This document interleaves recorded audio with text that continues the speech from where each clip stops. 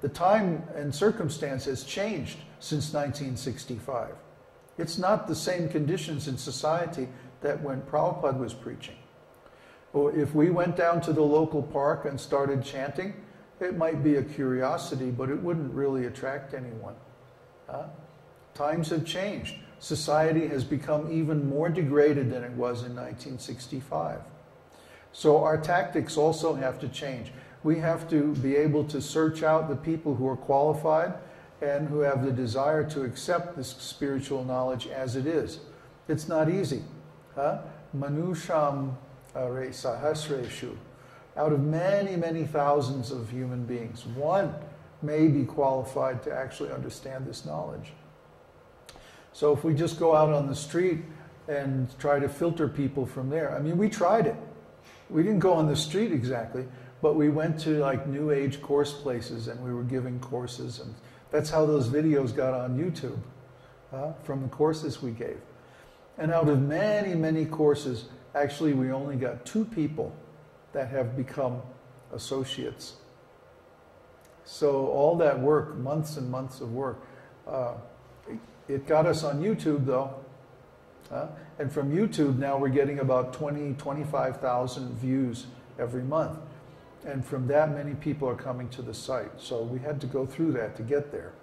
Anyway, what we found was that society has become so degraded and so much influenced by impersonalism and atheism that it's very difficult to find anyone who can understand this teaching. That means, if you've tried to preach in America, Krishna Prapti, I can't imagine, how you would go through enough people to find even one who's really qualified to be a devotee. Yeah, atheism, cynicism, people are very, very cynical about everything. And rightly so, because they've been cheated on every side. Even the Hare Krishnas are going to cheat them. What kind of a world do we live in, It's really degraded. So the best thing to do is to find the people who understand this and who are ready to get out. And give the original teaching to them. And that way, we make the best use of our limited time and resources, and we actually find the people who can benefit. That's why I'm very picky about who I preach to. I blow people away all the time. It's not that I don't like them, but that we don't have time or the facilities to elevate them to the point where they can accept this teaching, to where they can assimilate it. Krishna Prapti says he's the oddball. Well, I don't know. You seem pretty straight on to me. Oh, Florian is German, Krishna Prapti. You have to talk to him in English.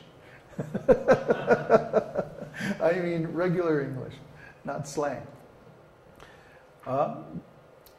The oddball means somebody who doesn't fit in. Yeah, not the average person. Well, no devotee is average. Everyone who is a devotee of Krishna is exceptional in some way. I think that's the one common thing that I found among all the devotees that I ever met. They're all amazing people. They're all exceptional. They're all outstanding people in some way. And it's just really terrible that there hasn't been a way for us to bring the devotees together who are sincere, and so that we can advance in devotional service and associate with one another. That's another reason why we're preaching on the internet, because eventually this course thing or this satsang thing that we have going on the video conferencing will grow. Next year, you'll see, it will grow very big. And we'll be able to reach many, many people this way. So we're just rehearsing for that. We're just getting ready for that. This is just the beginning. I'm looking forward to having satsangs where we have a whole room full of people here and talking with many roomfuls of people all over the world. That would be very cool. Yeah, I mean, you get this preaching in ISKCON where they say ISKCON is Srila Prabhupada's body. So you can't leave ISKCON.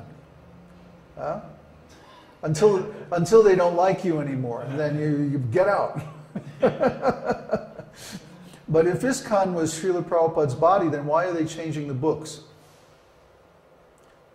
If Srila Prabhupada's body is ISKCON, why would they change the books? Or why wouldn't they accept Srila Prabhupada's management instructions like the direction of management?